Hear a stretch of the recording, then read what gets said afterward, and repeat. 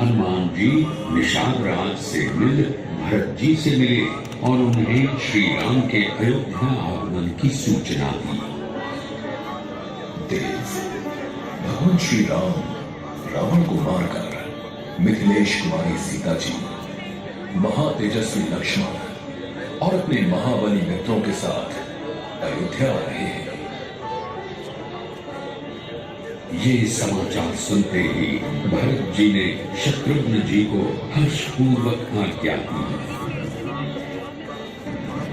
भैया शत्रुघ्न, कुल देवताओं और नगर के सभी देवस्थानों का सुगंधित फूलों और संगीत से पूजन करो। स्तुति करने वाले और पुराणों के जानने वाले सूत, भाटचारण, गीत संगीत में कुशल नगर वधु श्री रामचंद्र का दर्शन करने के लिए नगर से बाहर चले। तब शत्रुघ्न जी ने सबको आज्ञा दी। नगरवासी मार्ग के अगल बगल ऊंची पताकाएं लगाएं और घरों को फूल माला और अलंकारों से सजाएं। उसके बाद भरत जी नगरवासियों के साथ श्री राम के स्वागत के लिए चल पड़े। लोगों के हाथों में मालाएं और मिठाइयां थी। भरत जी ने सिर पर श्री राम की चरण पादुकाएं उठा रखी थी। शंख और भेरियां बज रही थी। बंदी जन अभिनंदन गीत गा रहे थे। कुछ पलों बाद पुष्प विमान आ पहुंचा। नंदीग्राम का आकाश लोगों के हर्षनाद से गूंज उठा।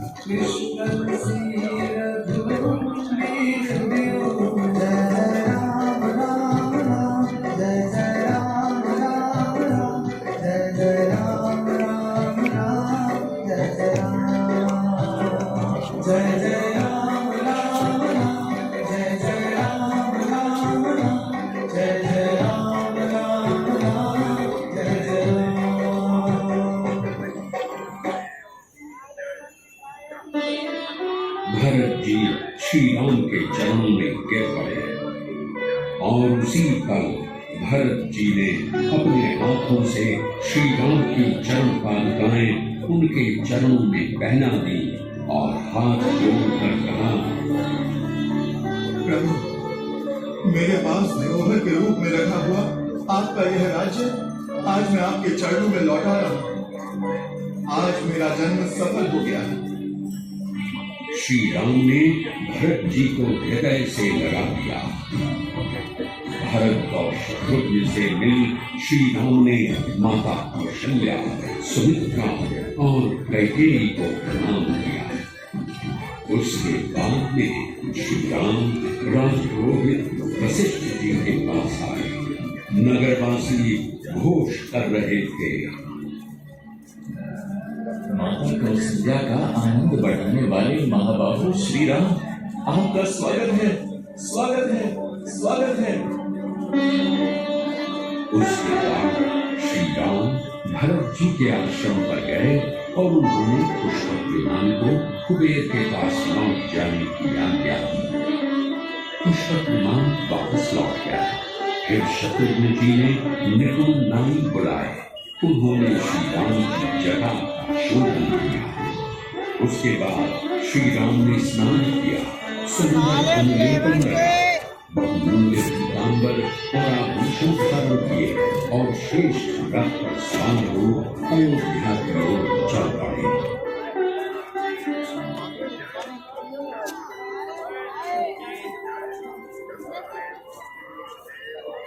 अयोध्या मेरे राम आनंद नगर में छा गया। सज उठा चारों दिशा युग राम राज का गया। मेरे राम मेरे राम मेरे राम मेरे राम।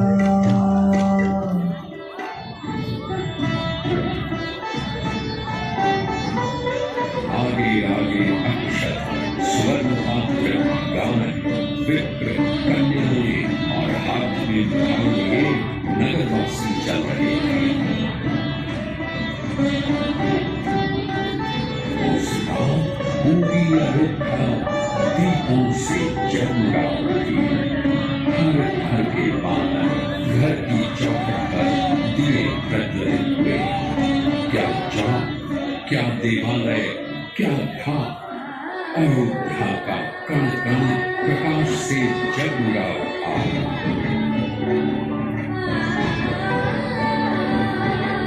उस दिन नगरवासियों ने दीप जलाकर दीपावली मनाई। श्री राम के आने से पृथ्वी प्रसन्न हुई और लोगों ने उत्सव मनाया। आज श्री राम के अयोध्या वापस आने पर घर घर में प्रकाश है। और एक दिन ऐसा था जिस दिन अयोध्या के हर घर का दिया बुझ गया था। वो दिन था आज से 14 वर्ष पहले राम के राज्याभिषेक का दिवस। जैसे आज अयोध्या में उत्सव है, वैसे ही उस दिन भी उत्सव था। श्री राम के राज्याभिषेक की तैयारियां पूरी हो चुकी थी, पर उस दिन ऐसी घटना घटी कि जिसने राम राज्य को 14 वर्ष के लिए वनवास दे दिया।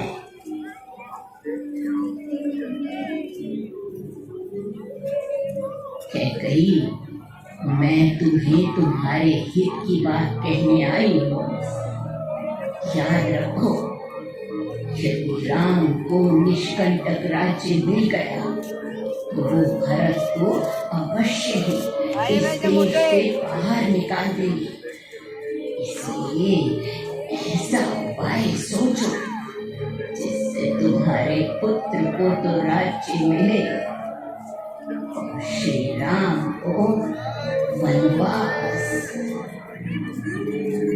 मंथरा ने कैकेयी को महाराज दशरथ द्वारा दिए गए 2 वरों का स्नान कराया। राजा, देश और संग्राम में मैंने आपके जीवन की रक्षा की और उससे संतुष्ट हूँ। आपने मुझे 2 वर दिए तो मैं आज आपसे मांग रही हूँ।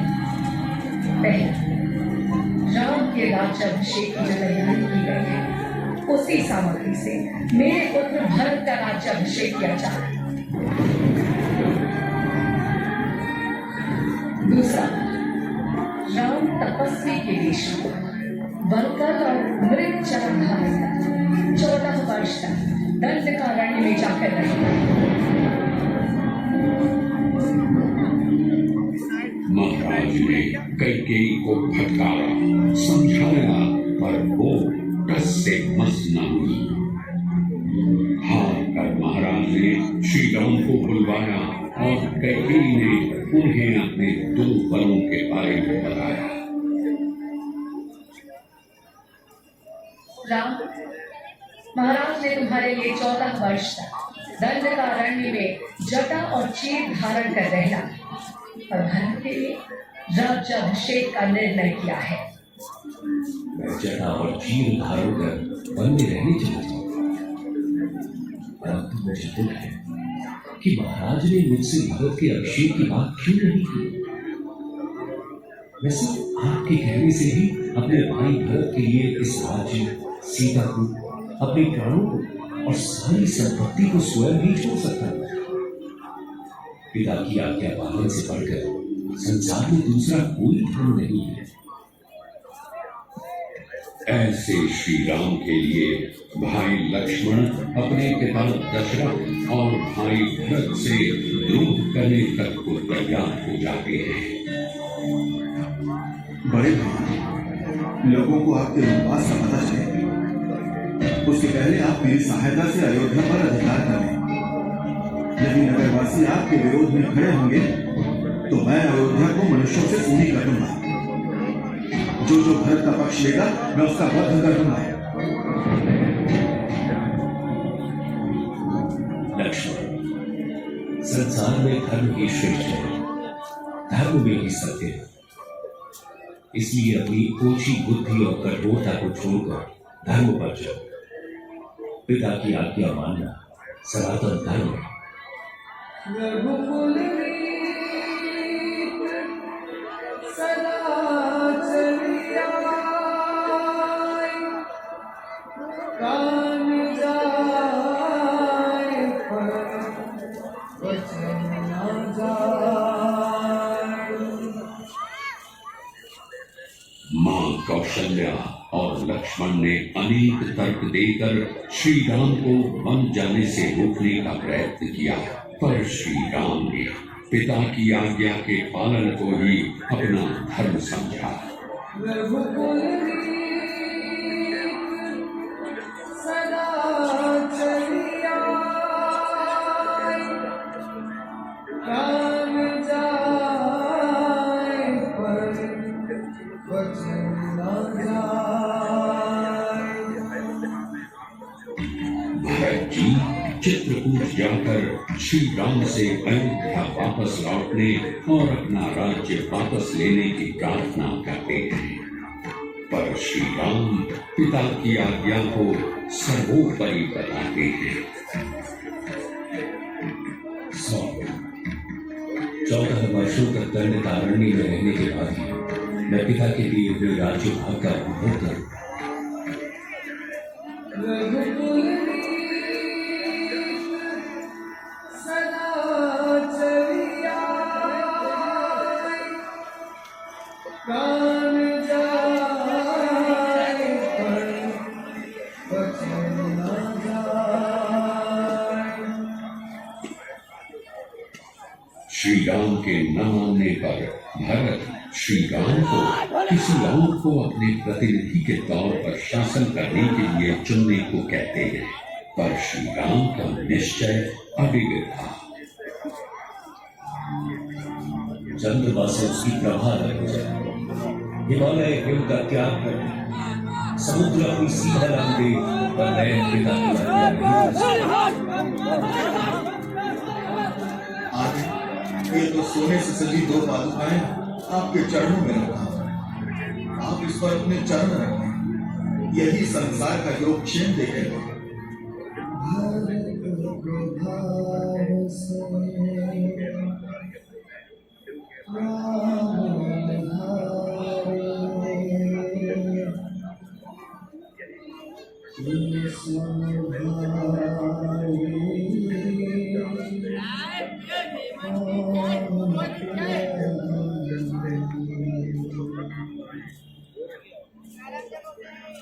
रघुनंदन, मैं भी 14 वर्षों तक जटा और चीर पहनकर फल मूल का भोजन कर नगर के बाहर ही रहूंगा।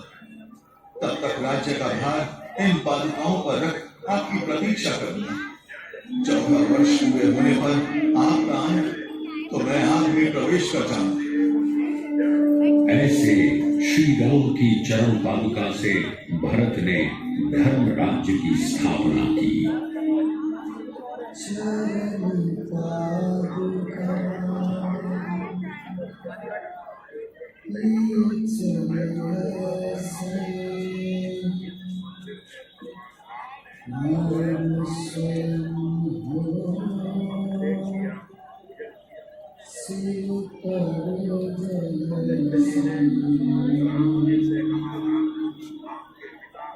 श्री राम जैसा पुत्र, श्री राम जैसा भाई, श्री राम जैसा पति और राम जैसा मित्र संसार में नहीं है।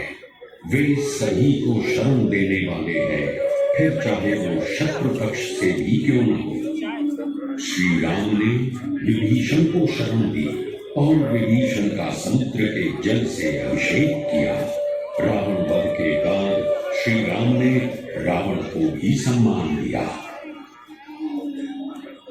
विभीषण वैर मरने तक ही रहता है, मरने के बाद उसका अंत हो जाता है। इसलिए इस समय रावण जैसे तुम्हारा भाई है, ऐसे मेरा भाई।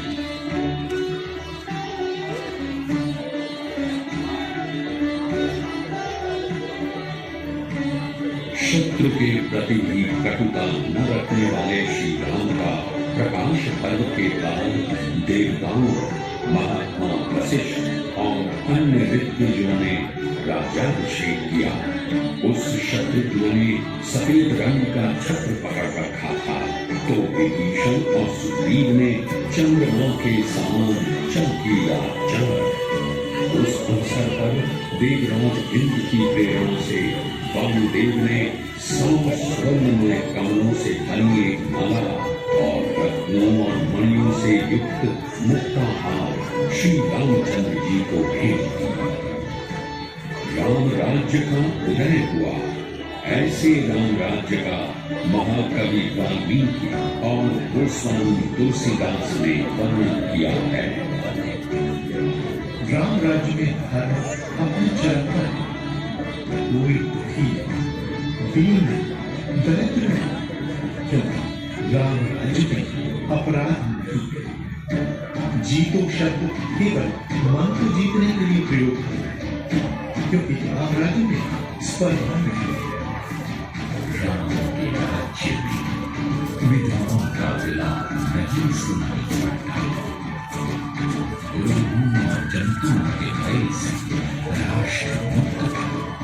नागरिक अनैतिक कामों से दूर रहते थे।